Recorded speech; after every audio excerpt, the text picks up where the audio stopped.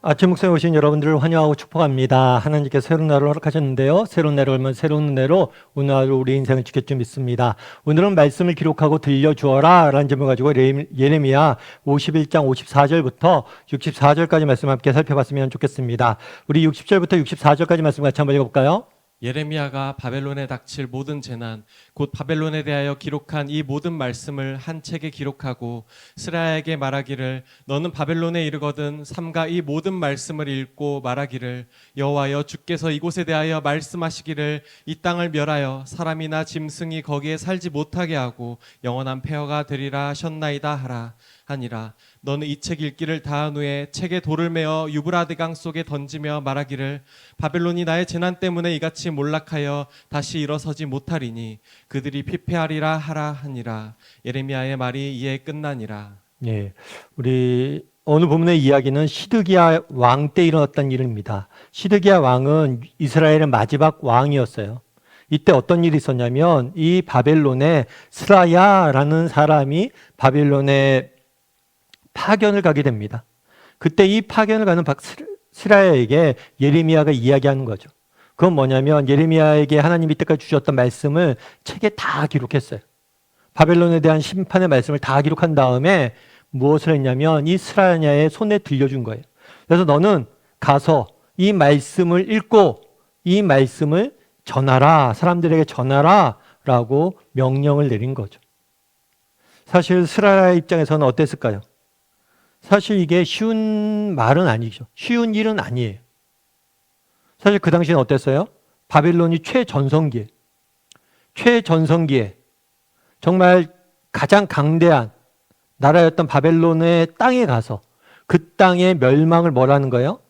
선포하는 거예요.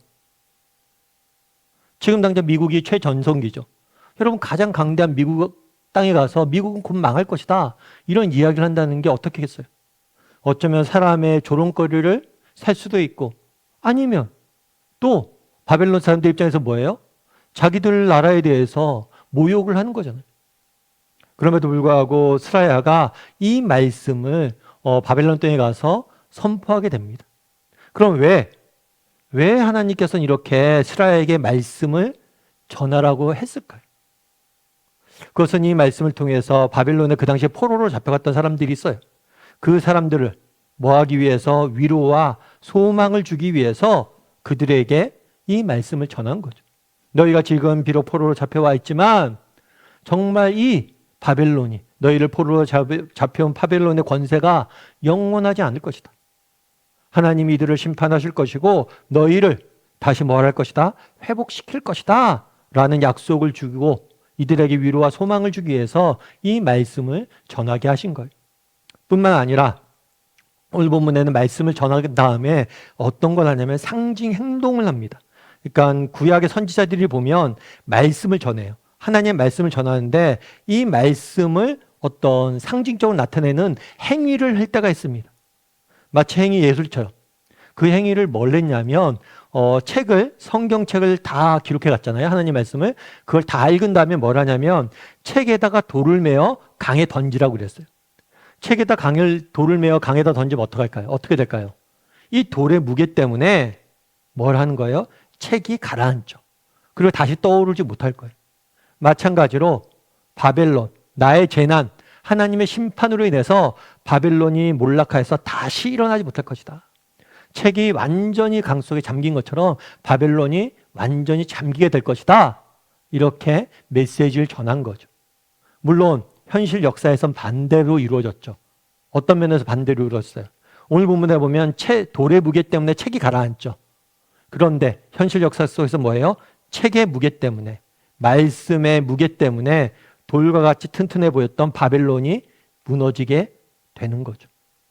그래서 그날에 하나님께서는 바벨론의 포로로 잡혀가 있던 사람에게 스라야를 보내서 하나님의 말씀을 선포하고 그 말씀을 통해서 위로와 소망을 주고 또 그 말씀을 또 행위를 통해서 확증 지어주는 모습들을 보게 됩니다. 그럼 우리가 반대로 한번 생각해 볼 필요가 있죠. 그 당시에 이스라엘 포로 잡혀갔던 이스라엘 사람들의 입장을 생각해 볼 필요가 있어요. 그들은 어때요? 나라를 뺏겼습니다. 집을 빼앗겼습니다. 사랑하는 형제자매들 잊었습니다. 그리고 남모르는 곳에 수천 킬로 떨어진 곳에 포로로 지금 뭐예요? 잡혀와 있는 것. 그들이 가진 건 뭘까요? 그들이 가진 건 아무것도 없어요. 오직 한 가지 빼고. 그 한 가지는 뭐예요? 말씀이에요, 말씀. 그들이 가진 건 말씀 하나밖에 없어요. 그날에 예레미야가 주어졌던 그 스라엘을 통해서 줬던 그 책 한 권, 그 말씀 하나, 그걸 붙잡고 살아가는 거예요. 원래 이스라엘 민족은 말씀의 공동체였어요. 하나님께서 애굽에서 노예 생활을 하던 이스라엘 백성들을 출애굽을 하십니다. 그 다음에 시내산에서 말씀을 주셨어요. 돌판에 새겨 주셨죠. 그 말씀을 중심으로 말씀 하나만을 붙잡고 광야길을 살아가던 민족이었어요. 그 다음에 가나안 땅에 들어와서는 어떻게 됐나요? 하나님의 성전을 짓고 성전 주변에 모여서 살았어요. 그런데 이 성전이 무너졌어요. 하나님의 집이 무너지고 정말 모든 것을 잃어버렸습니다. 그런데 너희에게 남겨진 게 있다는 거예요. 그건 뭐예요? 여전히 너희가 처음 시작했을 때 하나님의 말씀을 가지고 시작했던 것처럼 여전히 너희에게 말씀이 남아있고 너희의 선조들이 아브라함이 그날에 내가 약속한 땅으로 가라 라는 말씀을 붙잡고 의지하고 너희의 선조가 떠났던 것처럼 너희도 여전히 말씀을 붙잡고 살아가라 라는 메시지를 주신 거예요. 우리도 마찬가지죠. 정말 우리도 바벨론 같은 이 세상에 살아가잖아요. 정말 우리도 이 세상을 살아가면서 예레미야서를 통해서 우리가 배운 내용은 뭐예요? 그날에 예레미야를 결론 지으면서 왜 하나님께서는 스라엘에게 말씀을 바벨론 땅에서 선포하라고 이야기했을까요?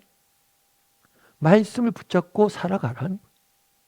정말 나라를 빼앗기고 형제자매를 잃어버리고 집을 다 빼앗겼지만 오직 너희가 말씀만을 붙잡고 살아간다면 이 말씀이 너희를 지키고 살리고 이 말씀대로 하나님께서 너희를 회복시킬 것이다. 그래서 말씀을 붙잡고 살아가길 바라는 마음으로 그날에 이렇게 말씀하신 거죠. 그럼 우리는 어떨까요? 정말 우리도 말씀을 붙잡고 살아가기 위해서 노력한 사람인가? 한번 점검해 볼 필요가 있죠. 예전 어떤 목사님의 이야기를 읽은 적이 있어요. 그 목사님 같은 경우에는 원래는 어렸을 때 피난을 왔어요. 온 가족이 예수 믿는 집안인데 온 가족이 함께 피난을 왔어요. 이북에서 6.25 전쟁 때. 계속 남한으로 내려왔죠. 내려와서 나중에 어디까지 갔냐면 거제도 땅끝까지 갔어요. 실제로 그렇죠. 우리가 계속해서 초반에 전쟁이 밀렸잖아요. 거제도에 많은 수용소들이 많은 피난민들이 모여 살았던 거예요. 그런데 이 피난민들이 집도 없고 아무것도 없잖아요.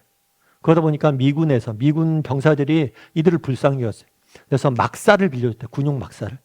그러면 이 군용 막사가 좀 크잖아요. 거기에 10가정, 12가정 이렇게 들어가서 사는 거예요. 그런데 사실 막사에서 사는 게 보통 힘든 거겠습니까? 한여름날에 정말 수십 명이 들어가서 그 더운데 좁은데 잠도 안 오죠. 너무 생활도 불편하죠. 정말 우리는 전쟁이 터지고 피난민이 됐는 게 어떤 건지 몰라요. 근데 너무나 비참한 삶을 사는 거예요. 그런데 그때 사람들이 한 일이 있어요. 어떤 일이었을까요? 어차피 이렇게 와서 고생하고 잠도 제대로 못 자고 그러는데 우리가 이럴 게 아니다. 그러면 미군한테 부탁을 합니다. 우리에게 천막 하나를 빌려달라고. 왜 그러냐? 너희가 살 곳 있지 않냐? 빌려주지 않았냐? 아니, 우리가 교회를 줘야겠다. 그 천막 하나를 교회로 세운 거예요. 그래서 그곳에 가서 예배 드리고 기도하고 말씀 보고 잠이 안 오고 너무 힘들면 그곳에 가서 말씀 봤던 거예요. 그러면서 그 얘기를 하는 거예요. 그 피난민 생활, 그 어려웠던 생활을 지켜주었던 게 뭐냐? 그 천막 교회. 그곳에서 모여서 함께 말씀 보고 기도하고 찬양했던 그것이 우리의 삶을 지켰다는 거예요. 그래서 그 시절을 이겨낼 수 있었다고. 그래서 그 천막 교회에 대한 그런 추억들에 쭉 적어놨더라고요. 그렇죠. 여러분 모든 것이 뺏겼습니다. 피난민이 그 삶이 얼마나 고단하겠어요. 그럼에도 불구하고 천막교회 가서 예배드리고 찬양하고 기도할 때면 정말 하나님의 은혜를 맛보고 회복을 맛보는 거예요. 여러분 우리도 마찬가지예요. 여러분 우리가 이 땅을 살면서 우리가 해야 될 일은 무엇입니까? 정말 말씀 안에 있는 하나님의 위로와 은혜 그거를 맛보는 게 필요한 거예요. 그날에 스라엘을 통해서 바벨론 사람들에게 말씀을 선포하라 말씀하신 이유도 그거예요. 너희가 다 없지만 모든 걸 잃었지만 말씀을 붙잡고 살아가라는 거예요. 그럼 내가 지킬 것이다. 그럼 우리는 어떤지 한번 돌아봤으면 좋겠어요. 우리도 정말 이 땅을 살면서 정말 하나님 주신 말씀을 늘 배우고 가슴에 새기고 말씀을 붙잡고 기도하고 말씀대로 살고자 노력하고 이렇게 했을 때 그 말씀이 우리에게 위로가 되고 소망이 돼서 그 말씀이 우리를 지키고 우리를 세워갈 겁니다. 그런 면에서 난 얼마나 말씀을 붙잡고 살아가고 또 말씀과 동행하고자 노력하는 사람인지 한번 돌아보고요.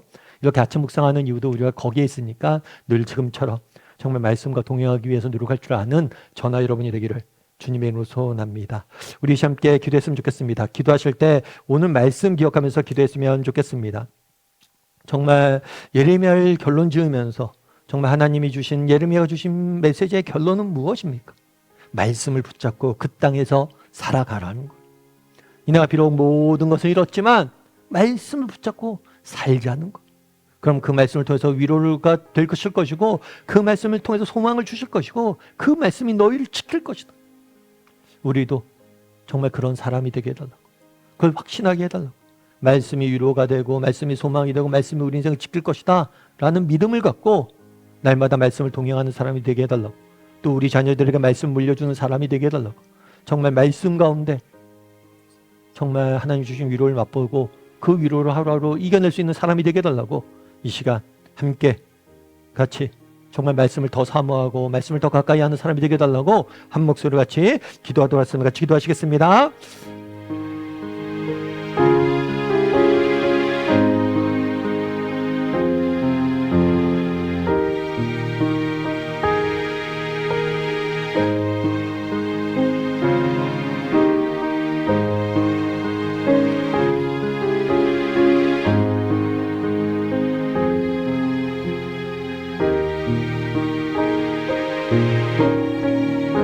사랑의 하나님, 그날에 정말 바빌론의 포로로 잡혀있는 사람들에게 스라야를 통해서 하나님의 말씀을 낭독하고 선포하는 모습들을 보게 됩니다. 나라를 잃고 가족들을 잃고 집을 잃고 먼 타국에 포로로 잡혀왔지만 그곳에서도 정말 우리가 말씀을 붙잡을 때 그 말씀이 우리에게 위로가 되고 소망이 되고 능력이 되어서 우리를 지키고 인도하실 것을 믿고 말씀 붙잡고 살아가라 선포하시는 모습들을 보게 됩니다. 정말 우리도 정말 말씀을 더욱더 사모하길 원합니다. 말씀을 더욱더 가까이 하길 원합니다.